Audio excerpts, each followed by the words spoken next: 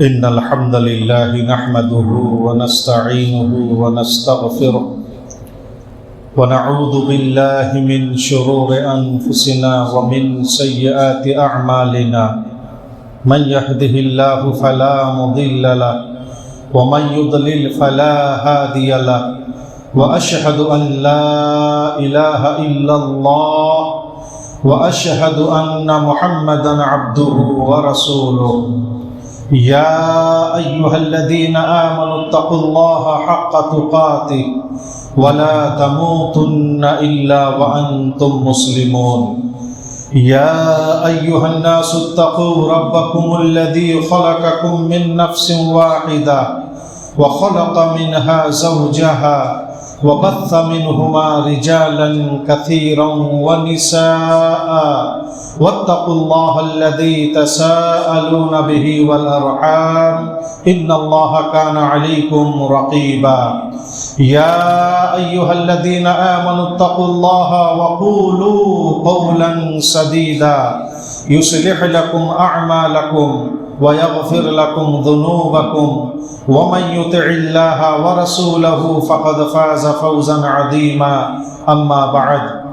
فإن خير الحديث كتاب الله وخير الهدي هدي محمد صلى الله عليه وسلم وشر الأمور محدثاتها وكل محدثة بدعة وكل بدعة ضلالة وكل ضلالة في النار فأعوذ بالله من الشيطان الرجيم بسم الله الرحمن الرحيم قاف والقرآن المجيد بل عجبوا أن جاءهم منذر منهم فقال الكافرون هذا شيء عجيب أإذا متنا وكنا ترابا ذلك رجع بعيد قد علمنا ما تنقص الأرض منهم وعندنا كتاب حفيظ بل كذبوا بالحق لما جاءهم فهم في أمر مريج أفلم ينظروا إلى السماء فوقهم كيف بنيناها وزيناها وما لها من فروج والأرض مددناها والقينا فيها رواسي وأنبتنا فيها من كل زوج بهيج تبصرة وذكرى لكل عبد منيب ونزلنا من السماء ماء مباركا فأنبتنا به جنات وحب الحصيد والنخل باسقات لها طلع نضيد رزقا للعباد وأحيينا به بلدة ميتا كذلك الخروج كذبت قبلهم قوم نوح وأصحاب الرس وثمود وعاد وفرعون وإخوان لوط وأصحاب الأيكة وقوم تبع كل كذب الرسل فحق وعيد أفعينا بالخلق الأول بل هم في لبس من خلق جديد وقال الله تبارك وتعالى في كلامه المجيد اليوم أكملت لكم دينكم وأتممت عليكم نعمتي ورضيت لكم الإسلام دينا وقال الله عز وجل وما كان محمد أبا أحد من رجالكم ولكن رسول الله وخاتم النبيين وقال النبي صلى الله عليه وسلم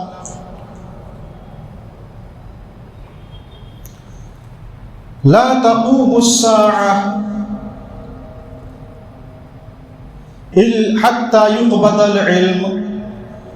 وتكثر الزلازل ويتقارب الزمان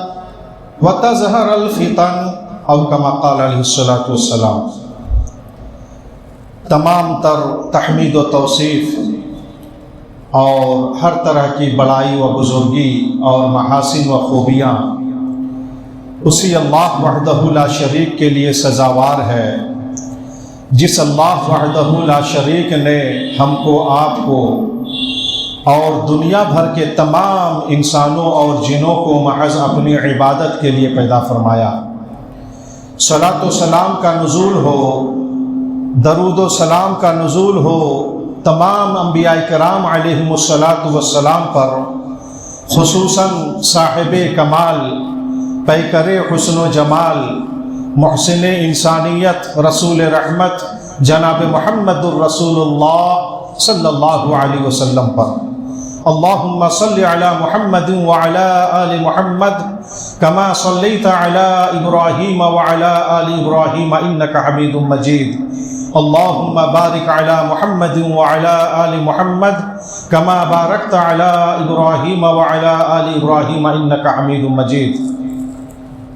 میرے محترم بھائیوں، بزرگوں، دوستوں، ملت کے نوجوانوں، عزیز بچوں، میں نے خطبہ مسنونہ کے بعد قرآن مقدس کے چند مقامات سے چند آیات کریمہ کا کچھ حصہ آپ حضرات کے سامنے پڑھا ہے اور ایک حدیث رسول پڑھی ہے۔ انہی آیات اور حدیث کی روشنی میں چند مفید باتیں اس امید کے ساتھ بتانے جا رہا ہوں کہ آپ سبھی حضرات بغور سنیں گے اور سننے سے زیادہ اس پر عمل کرنے کی کوشش کریں گے۔ اللہ تبارک و تعالیٰ سے دعا ہے کہ اللہ ہم تمام مسلمانوں کو قرآن و حدیث کی باتوں کو سمجھنے کی، سمجھانے کی اور اس پر عمل کرنے کی توفیق عطا فرما۔ میرے بھائیوں، ہم اور آپ مسلمان ہیں، اسلام ہمارا مذہب ہے۔ اللہ تبارک و تعالیٰ نے دین اسلام سے متعلق ہم مسلمانوں کو یہ خوشخبری سنائی کہ الیوم اکملت لکم دینکم، آج تمہارے لیے تمہارے دین کو ہم نے مکمل کر دیا، کامل و مکمل کر دیا۔ یہ جو مذہب اسلام ہے، دین اسلام ہے، یہ جناب محمد الرسول اللہ صلی اللہ علیہ وسلم کے زمانے ہی میں کامل و مکمل ہو چکا تھا، اس میں کوئی کمی یا بیشی نہیں رہ گئی ہے۔ اب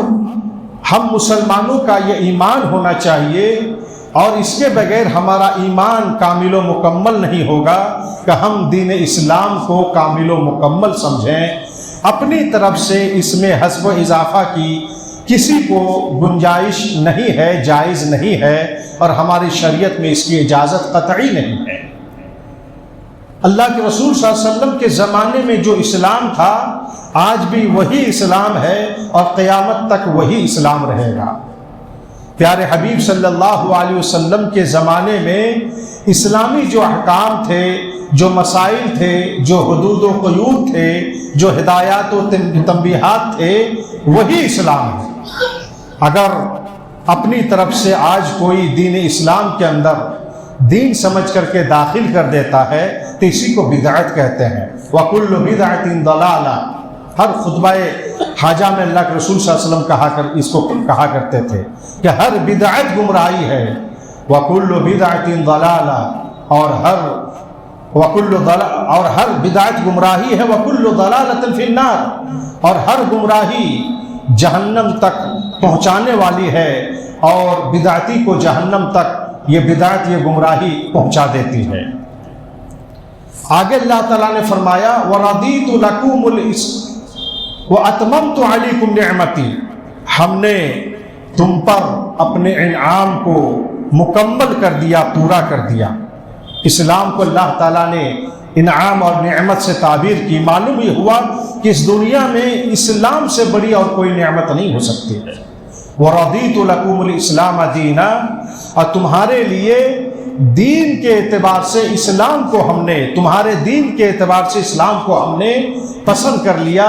اور ہم اس سے راضی ہو گئے۔ اللہ تبارک و تعالیٰ کے دین، اللہ تبارک و تعالیٰ کے نزدیک جو پسندیدہ معتبر دین ہے وہ دین اسلامی ہے۔ ان اللہ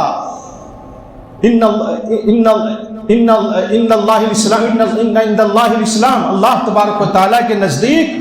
اگر کوئی دین، کوئی مذہب قابل قبول ہے تو وہ مذہب اسلام ہے، دین اسلام ہے۔ میرے بھائیوں، اسلام سے متعلق اور دین اسلام سے متعلق یہ عقیدہ ہم لوگوں کا ہونا چاہیے۔ اس کے بعد جو میں نے حدیث پڑھی ہے،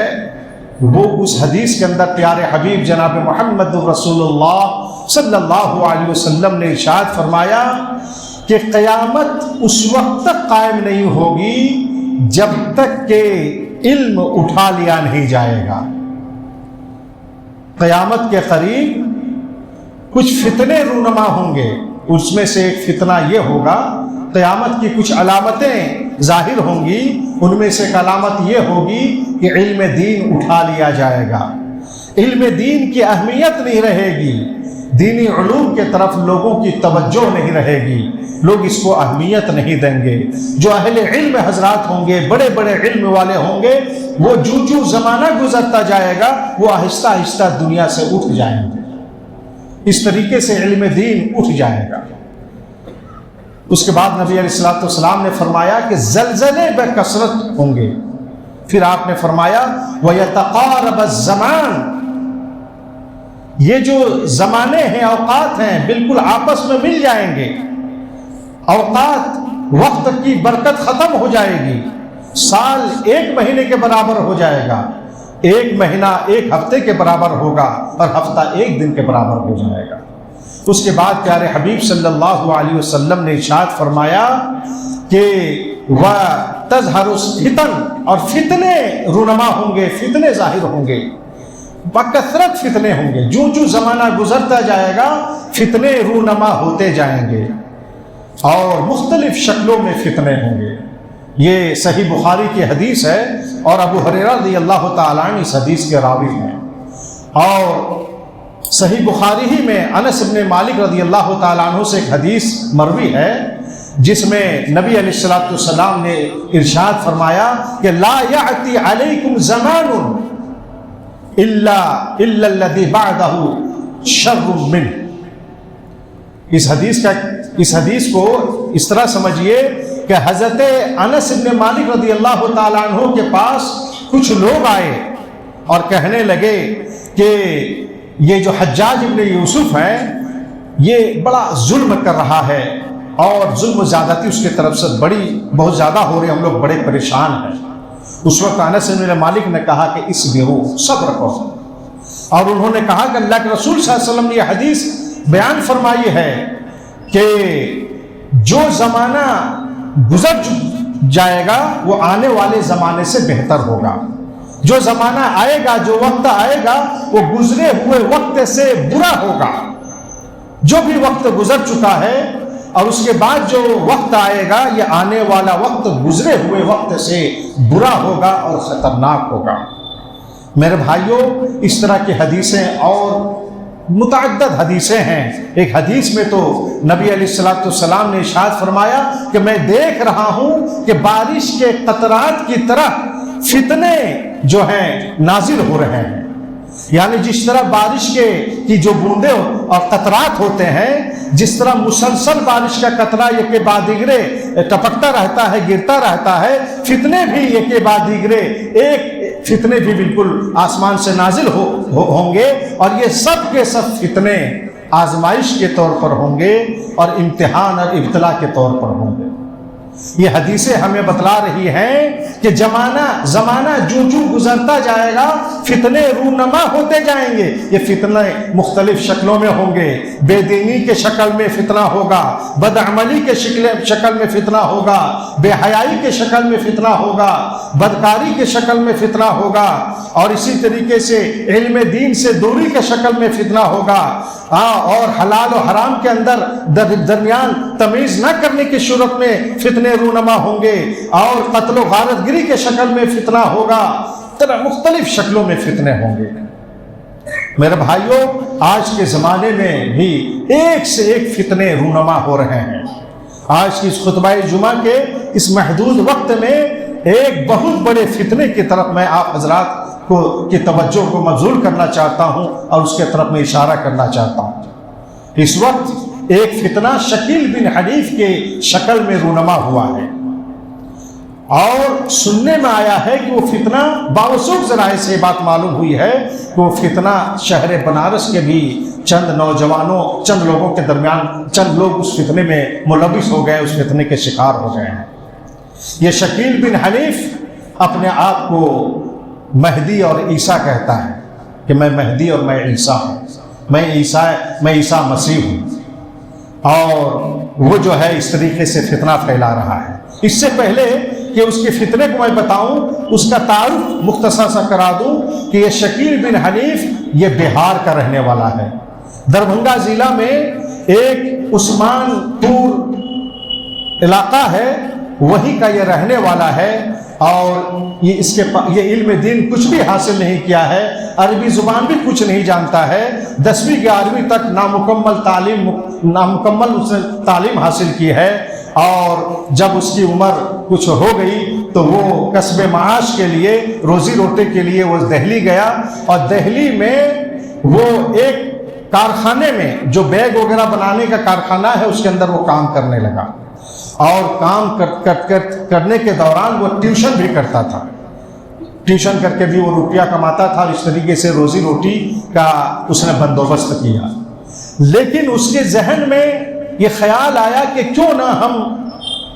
مسلمانوں کے درمیان جا کر کے دین کے نام پر کوئی ایک طریقہ اختیار کر کے ہم روپیہ حاصل کریں۔ چنانچہ وہ اپنی شکل و صورت کو ایک زاہد اور نیک آدمی کے شکل و صورت بنا لیا، داڑھی رکھ لیا اور لباس مولویوں والا پہن لیا، اور ایک صالح اور زاہد کی شکل اختیار کر کے وہ چند مسلمانوں میں جا کر کے وہ جو ہے یعنی اپنا مرید بنانا شروع کیا، اور کچھ لوگوں کو اپنا مرید بنا لیا، اور اس نے وہ کہنے لگا کہ میں مہدی ہوں، میں عیسیٰ ہوں، اور وہ یہ کہنے لگا کہ حدیث میں ہے کہ دجال جب دنیا میں آ جائے گا تو اللہ تعالیٰ عیسیٰ علیہ السلام کو اس دنیا میں اتارے گا اور امام مہدی کو بھیجے گا، میں وہی مہدی ہوں وہی عیسیٰ ہوں، وہ دونوں کے ایک مانتا ہے۔ اور اس نے دجال کے تعلق سے جو حدیث آئی ہے وہ حدیث قرآن سے لوگوں کو نہیں سمجھاتا ہے اپنے عقل سے۔ اس نے کہا کہ دجال کسی انسان کا نام نہیں ہے، بلکہ یہ امریکہ اور فرانس مراد ہے، اور حدیث میں جو آیا ہوا ہے کہ دجال کے پیشانی پر کافر لکھا ہوگا، اس میں امریکہ کے اخیر کا جو حرف ہے کاف اور الف، اور فرانس کے شروع کے جو 2 حروف ہیں فا اور را، یہ دونوں ہیں، دونوں مل کر کے کافر ہو جاتے ہیں۔ اور اس نے کہا کہ حدیث میں جو آیا ہوا ہے کہ وہ اعور ہوگا، اس کی ایک آنکھ نہیں ہوگی، اس سے مراد وہ سیٹلائٹ کو لیتا ہے کہ یہ دونوں ملک سیٹلائٹ کے ذریعے سے پوری دنیا میں تباہی مچائے ہوئے ہیں، اور قتل و غارت گری بالکل عام ہو چکی ہے، ظلم و ستم عام ہو چکا ہے۔ اسی ظلم و ستم کو ختم کرنے کے لیے اللہ تعالیٰ نے مجھ کو نعوذ باللہ من ذالک کو اپنے آپ کو کہتا ہے کہ مہدی اور عیسیٰ کی شکل میں مجھ کو دنیا میں بھیجا ہے۔ میرے بھائیوں، یہ کوئی معمولی فتنہ نہیں تھا، بہت بڑا فتنہ تھا، لیکن اس کا حلقہ ارادت چونکہ محدود تھا اور کم پڑھے لکھے لوگ تھے اور زیادہ پھیلا ہوا نہیں تھا، تو وہ شروع میں دبا رہا، لیکن دہلی کے لوگوں کو جب پتہ چلا اور اس کا مواخذہ کیا اور اس کی پوچھ گچھ کی تو وہاں سے بھاگ گیا، اور بھاگ کر کے یہ جو ہے کہیں پر ادھر ادھر بھٹکتا رہا۔ بالآخر سن 2004 میں مہاراشٹر میں جو ناگپور ہے وہاں پر اس نے پناہ لی، اور ایک دیہاتی علاقے میں اس نے ایک مرکز قائم کیا، اور بتاتے ہیں لوگ کہ کہیں سے ان کو روپیہ ملا، وہ زمین خریدا، اور ایک بستی ہی، ایک محلہ ہی وہ آباد کر چکا، ایک محلہ جس کو مہدی نگر اس نے نام رکھا ہے، اور وہاں سے وہ اپنے فتنے کو پھیلا رہا ہے، اور اپنے نمائندوں کو، نمائندہ کسی عالم دین کو نہیں بناتا ہے، علم دین جاننے والے کو نہیں، جو یعنی مزدور طبقہ کے جو لوگ ہیں، یا یہ کہ جو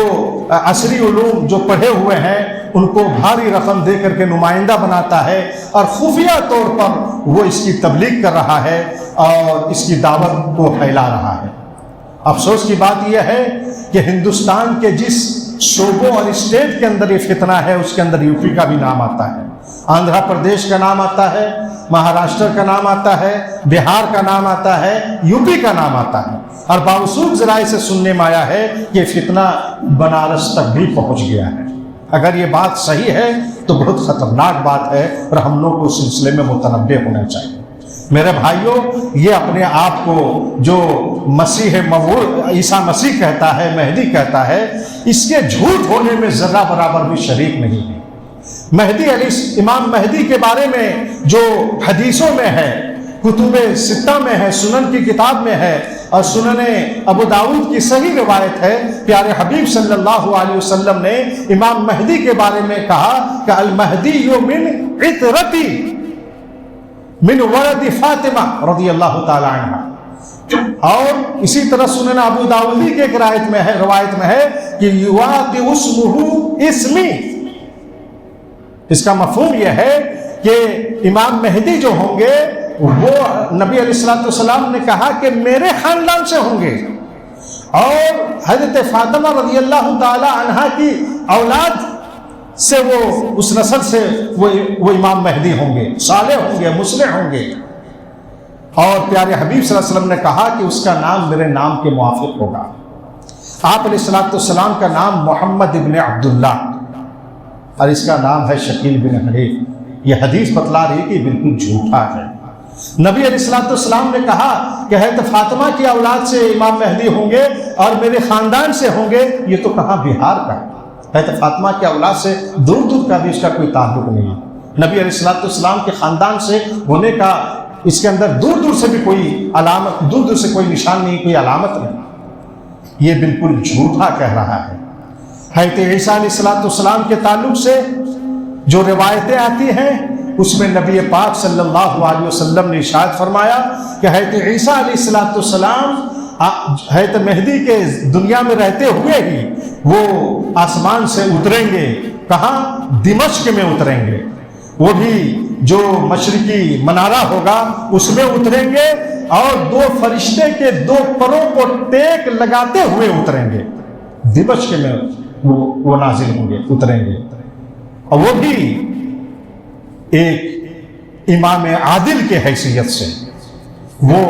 خنزیروں کو قتل کریں گے، ظلم و زیادتی کو ختم کریں گے، اور صلیب کو توڑیں گے،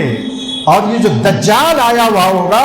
اس کو باب اللد میں جو وہیں پر ہے وہاں پر جا کر کے ان کو قتل کریں گے۔